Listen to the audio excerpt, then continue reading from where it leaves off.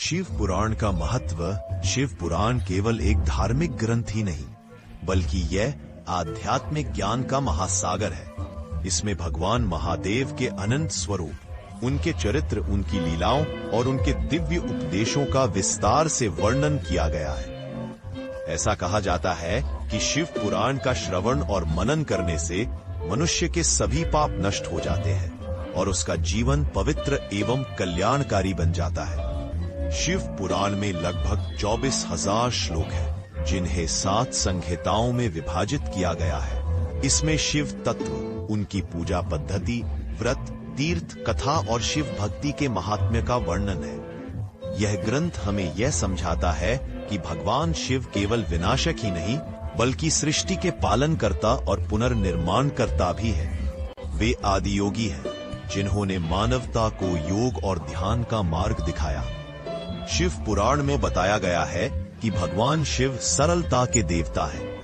उन्हें पाने के लिए किसी भव्य वस्तु की आवश्यकता नहीं है। एक बिल्व पत्र या गंगाजल की बूंद भी यदि सच्चे मन से अर्पित की जाए तो महादेव तुरंत प्रसन्न हो जाते हैं। यही कारण है कि उन्हें भोलेनाथ कहा जाता है। वे अपने भक्त की पुकार तुरंत सुनते हैं और उसके दुख का निवारण करते हैं। इस ग्रंथ में शिव के कई स्वरूपों का वर्णन है। कभी वे करुणा के सागर है, कभी तपस्वी योगी, कभी रुद्र रूप धारण कर अधर्म का नाश करने वाले। लेकिन हर स्वरूप में एक ही संदेश है, धर्म, भक्ति और सत्य की विजय। शिव पुराण हमें यह भी सिखाता है कि शिव केवल देवताओं के देव ही नहीं, बल्कि एक आदर्श पति और पिता भी है। उनकी पार्वती जी के प्रति असीम श्रद्धा और प्रेम तथा पुत्र कार्तिकेय और गणेश जी के प्रति स्नेह हर गृहस्थ को प्रेरणा देता है।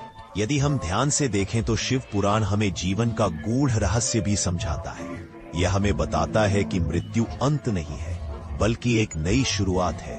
भगवान शिव संहार करता है, परंतु इस संहार का अर्थ है बुराई, अधर्म और नकारात्मकता का नाश, और उसके बाद ही सृष्टि में नए सृजन की शुरुआत होती है।